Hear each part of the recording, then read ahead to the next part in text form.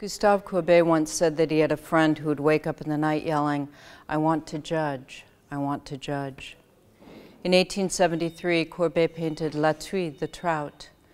The eponymous trout is hooked on the line and on the rocks, mouth open, eyes fixed, bleeding from the gills. It's dying, which means it's alive.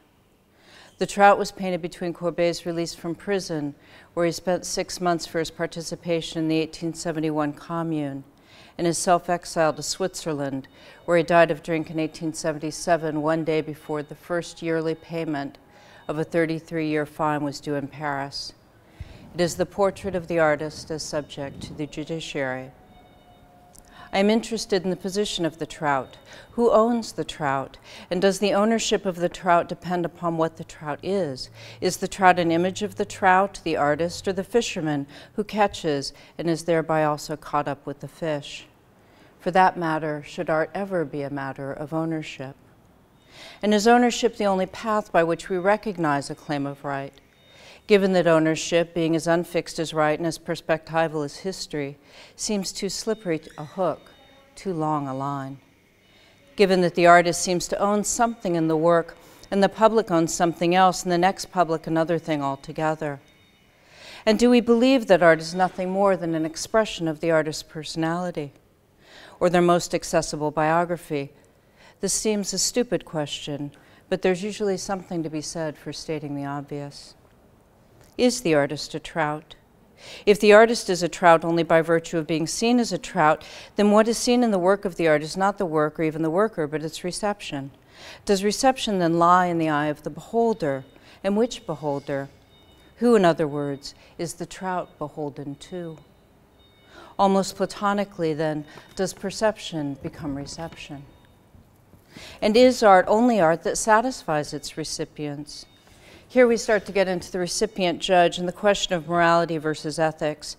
I would suggest that morality tends more towards the judicial, a law that has something to do with right, something to do with both truth and enforceability, whereas ethics is more structural and more personal, something that has to do with little with ownership or biography or truth, and a lot to do with the lack of a fixed or even cognizable claim of right. Ethics are contingent, formal. Morality, contrarily, is choral, always right, already landed. And if we know that reception of art is not fixed, just as the object is not fixed, just as the notion of art is not fixed, then how do we account for our own historical contingencies, our own ethical contentions, our own choral demands?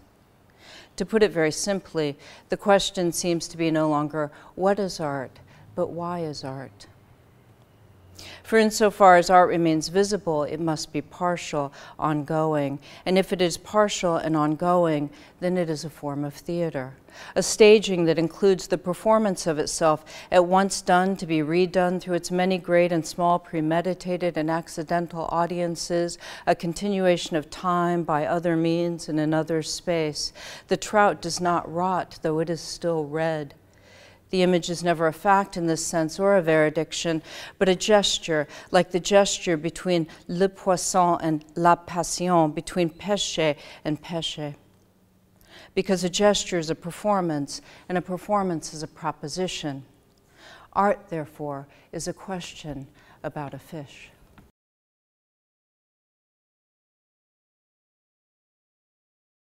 La nature est un temple où de vivants piliers laissent parfois sortir de confuses paroles. L'homme y passe à travers des forêts de symboles qui l'observent avec des regards familiers, comme de longs échos qui de loin se confondent dans une ténébreuse et profonde unité, vaste comme la nuit et comme la clarté. Les parfums, les couleurs et les sons se répondent. Il est des parfums frais comme des chairs d'enfants doux, comme les hautbois verts, comme les prairies et d'autres, corrompus, riches et triomphants, ayant l'expansion des choses infinies, comme l'ambre, le musc, le benjoin et l'encens qui chantent les transports de l'esprit et des sens.